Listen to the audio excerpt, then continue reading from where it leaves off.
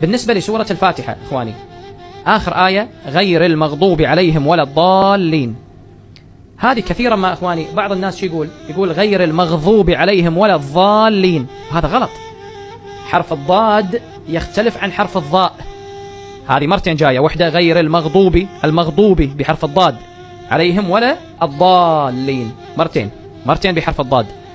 على فكرة إخواني أعطيكم معلومة، هذا حرف الضاد شوية صعب، يعني مو سهل، لذلك اللغة العربية شو يسموها لغة الضاد.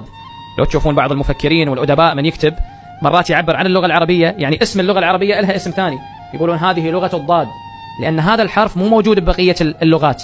يعني مثلا باللغة الإنجليزية ماكو حرف الضاد، باللغة العربية أكو، عرفت شلون؟ فيسموها لغة الضاد لأن بها هذا الحرف الصعب اللي مو كل واحد يقدر ينطقه. على كل حال احنا بعد يفترض عرب، وحتى إذا واحد ما كان من العرب المفروض بالنسبة للصلاة يتعلم، لازم يتعلم، هاي صلاة واجبة. فمن يوصل للآية الأخيرة من الحمد يقول غير المغضوب، مو غير المغضوب، الضاء غير الضاد اللي قاعد نتكلم عنها اللي هي أخت الصاد بس عليها نقطة، بينما الضاء أخت الطاء اللي عليها عصاية وعليها نقطة. يعني شنو تسألني تقول لي جيب لي مثال لحرف الضاء.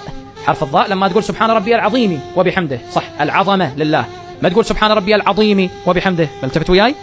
بالنسبة للركوع هناك حرف الضاء، سبحان ربي العظيم وبحمده، هذيك الضاء. أما بالنسبة لسورة الفاتحة لا، مو ضاء، مو غير المغضوب عليهم ولا الضالين مثل ما كثير من الناس يقول، هاي غلط، لازم تقول غير المغضوب عليهم ولا الضالين. فأكو فرق بين حرف الضاد وبين حرف الضاء، شوية الواحد بس لو يتعلم عليها يمارسها مرة مرتين ثلاثة، يمكن كم مرة ما تضبط وياه، لكن بعدين راح تضبط أول تالي. فلا بد أن يقرأ الإنسان سورة الفاتحة بالشكل الصحيح.